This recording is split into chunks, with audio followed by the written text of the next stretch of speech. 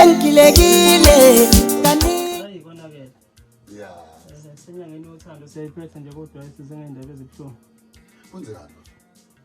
sinomfethu la uphakamana kwasibiya uthi ukuthi ungathi wathelwa ngeacid umuntu athandana naye wesimanje awagcina ngokumthela ngayo omnika futhi akachathe ngayo bazobambamba bamphuzisa ngeacid wonakala kumzimba longabe nje Lapha uphende umenza isithombe kumlalelo ongaboni yamenzani acid kumshana. yamshisa nje ngaphakathi echatha ngayo futhi yamshisa ithumbu ngoba usesebenzisa isigubhu njengamanje ebusweni ke yamshisa nje indleba kanayo amehla akavaleki ngisho nomelano lale ebhekile because ubuso badonsela akakwazi ukuphendula ikhanda because la ngaphansi inyama yavela donsela ne khona ke lensizwa ke sikhuluma nawo namhlanje ukhosini FM mfowethu sibuye soto sekubikelela abafisa ukumukela ukhosi ngiyabona qhamuza nje uphuma waceza uphinda uceza ngivuma waceza kwa brush isikole hawe lapha ko brush angifunda emnyamana lapha ngihamba ngeenyawo bangekho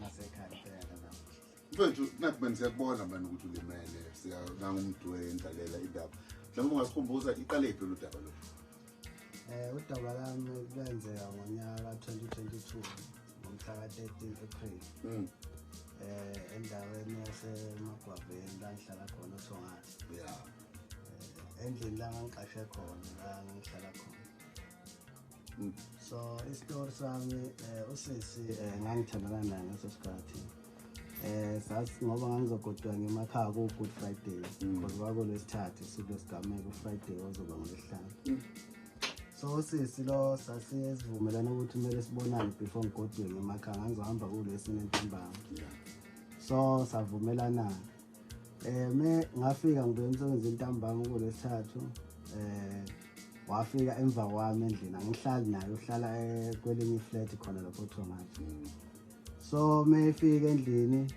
wayiphethe uKerabek lo wase Food Lovers wafika wathi ngena ngendlini wangithatha wanginika ihug into engiyithandana ukuthi ngiyonke itirani so mengena wathatha wakhipha ukudla weKerabek wakubeka phezulu lo Kerabek wakhona ukudla ukhona nalesi sigubhu sasingavezile ukuthi khona noyesikhave nge-newspaper so ngase ngithi into wasimefika ayifuna ukulala nami ngathi mina ngeke ngikwazi ukulala nawe ngoba vele uzolala vele la endlini ayikho into engijahile ngicela ukuyogeza kuqala so ngivumelane ke ngihambe ngiyogeza ngithi esethi hayi njalo ngiphathele ichibi lamanzi athandazela ngaye ngawasebenzisa before ngiyawazi so ke mase ngiphathele ichibi ngihambe ngebathroom engifike ebathroom ngivulela amanzi afike eseqhamuka ekamereni uphethe ispade bese sincane sokuyibheka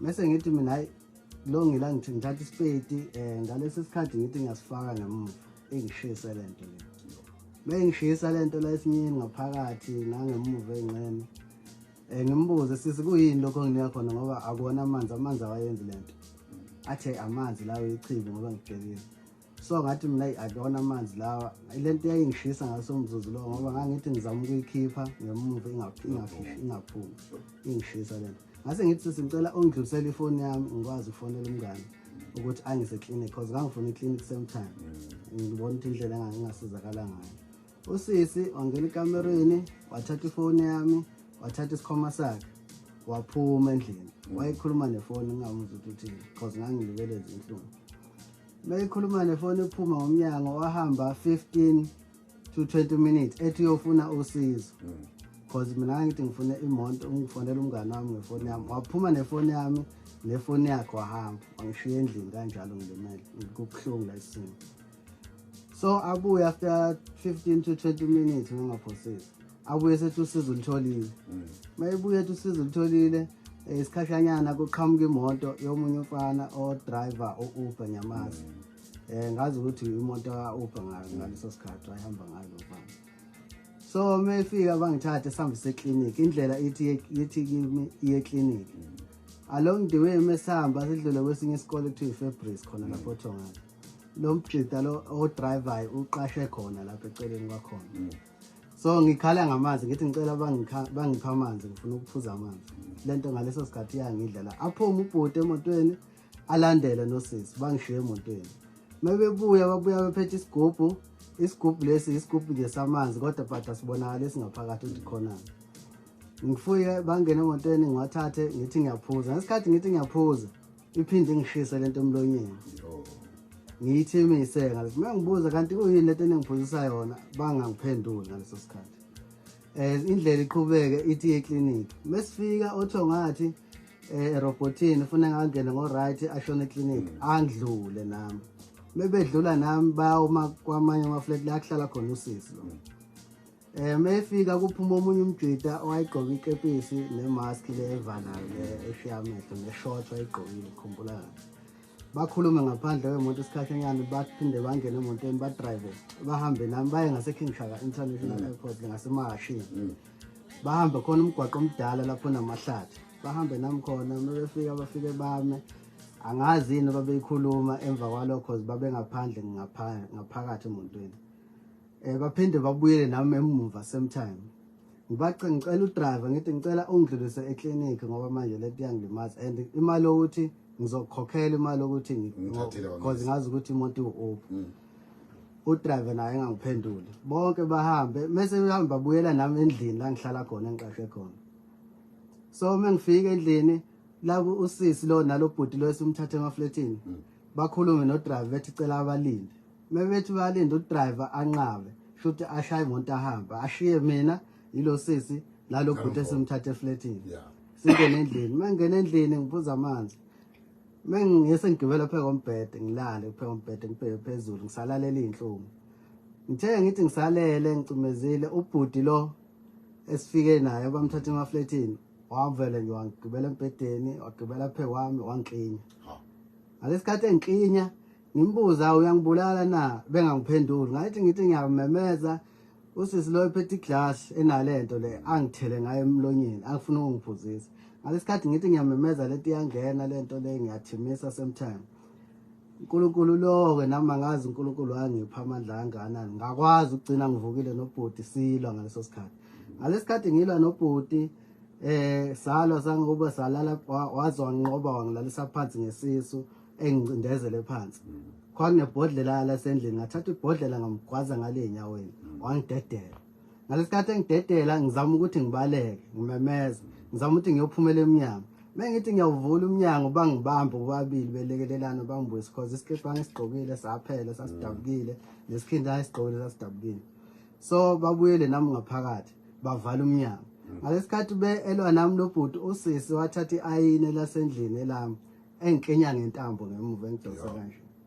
Ngilwe ngathi ngisananele lokho ngisala nobhuti lo usisi wangithela ngalento le engishisa umzimba wonke. Yayingishisa lento ingcinza futhi ngasikhathi ingcinza lento yayidla inyama kimi. Njengoba nje ngathi ngifuna ukuthi siye ngokhona abanye ngizobafaka sikhulume nabo. Kwenzekani khona iphutho laziyo olenzile kuze kusukele lokho? Hayi mina siqhumeza ngabe ngidlala ngawo umhlaba wonke ulalela kodwa nje iqiniso nokuthi ngangenzeni angikwazi and futhi ngiyafisa ukuthi ngishathiwa ngithola ithuba lokuthi ngibuze into eyodwa kusisi. Ngabuza wona lo mbuzo ukuthi sisi ngize ngibe ungenze kanje ungenze yini engangiyenzile khombisa ukuthi ukufa kungifanele kuwena. Yabona mangithumela isithombe zakho lapha ungakenzeki lesonto lomonakalo bese kuba yilezi sisibukayo because abantu bebuka ku Facebook njengamanje. Uzothi umunye wagcina wenze njeni walivula icala emaphoyiseni kwenzekani? Ngalivula icala emaphoyiseni. Ngalo suku lesigameko cause ngangise clinic amngani nami ngamtshela ngicela fonela amaphoyisa cause afika amaphoyisa abhala statement ngakusasa kwathiwa usisi nawo ungivulele icala ukuthi bengimhlukumeza. So ethi ngimhlukumeza endlini ngangilwa naye. So uthi mehlehla wahlehlela kulento le aCID uthi shuthi wayifica endlini ngokusho kwakhe. So uthi yamthela onyaweni kodwa manje futhi mebuzakala ukuthi kuphi la ikuthele khona akukho.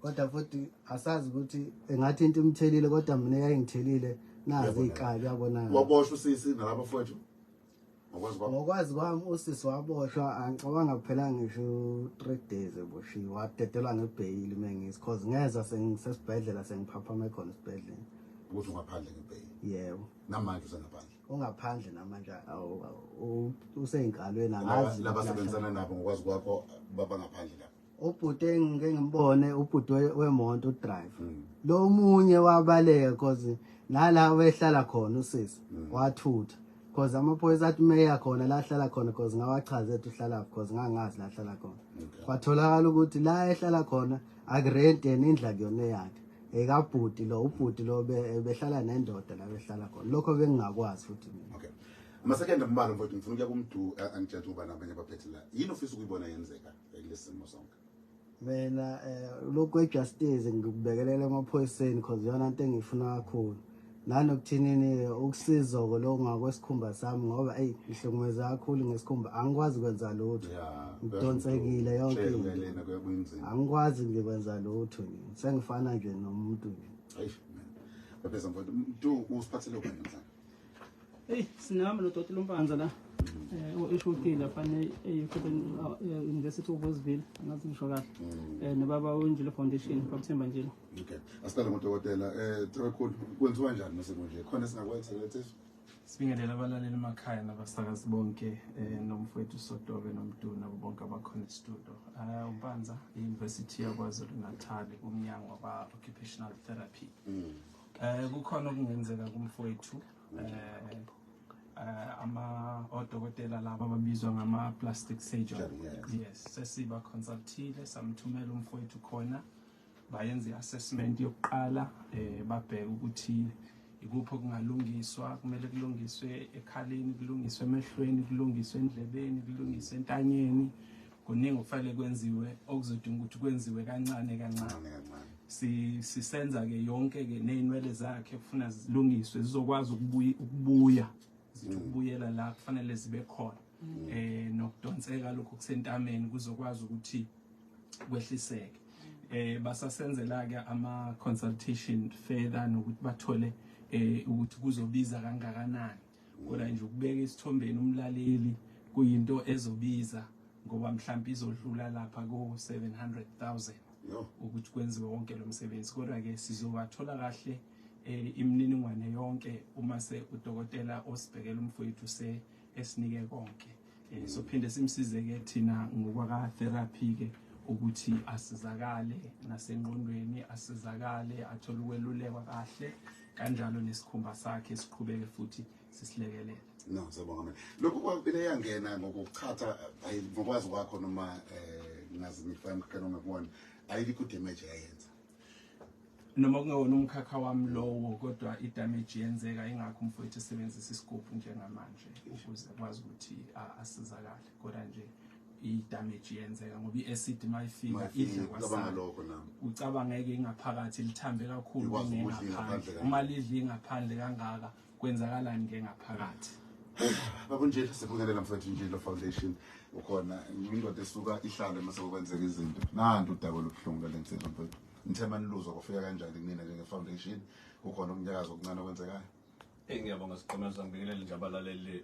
boKhosi FM isimo saSotobe simbi kakhulu bathema befika izolo ofisini benomdu engathinte kakhulu siyanje kudokotela nabo njobo uba udokotela uMpanza esho la ebesirefere khona ayikutheme beka engabona ukuthi kunzima kakhulu njobe ebeka leyo mali imali enzima ngempela abathema beya kuyona ngabo ukuthi kunzima kakhulu okwami nje siqhemeza ngiyakubona nje ukuhlukunyezwa kwakho mfowethu enye into eseceleni kodwa ke njengamanje kufanele asizakale mina nje ukuzocela nje bonke osomashishini base South Africa ngicele bonke abaseyinhlanganweni ezizimele ke sihlangane nisibone ukuthi yini esingayenza and nohulumeni imvali ukuthi yini into esingayenza ukulekelela lensizwa yethu ngoba upaneke ngempela ubambekile thina sike sambona iqimbile sinaye lapha kudokotela uyabona ukuthi isimo simbi ngempela so ke mzansi kuzoja siphume nomkhankaso and umkhankaso ngeke uzosihlule futhi ngoba sesisokhozi nje lensizwa yakithi ikwazi ukuthi lekeleleke ibe umuntu ebantwini ikhona indlela esebenze ngayo ukuthi makhona olalela njengamanje engayisebenzisa ukuze nibe kwazi ukuqoqelela